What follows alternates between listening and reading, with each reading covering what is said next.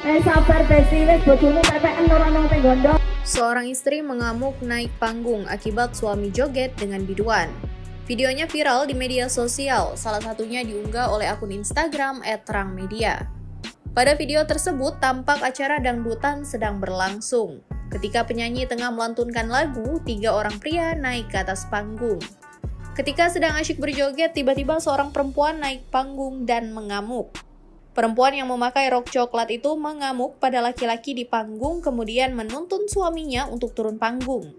Namun sebelum turun panggung, perempuan tersebut juga sempat memukul si penyanyi.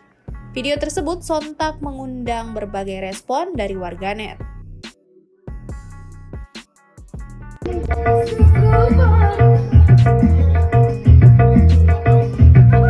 Aku diamuk salah ngomong, Bu.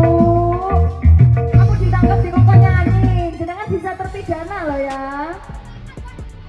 Lah, saya disuruh nyanyi kok aku diamuk kan ya salah toh, Bu nggih.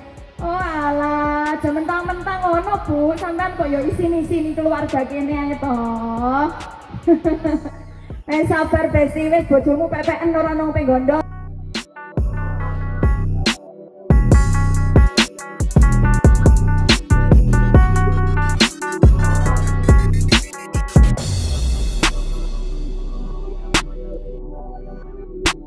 Terima kasih sudah nonton.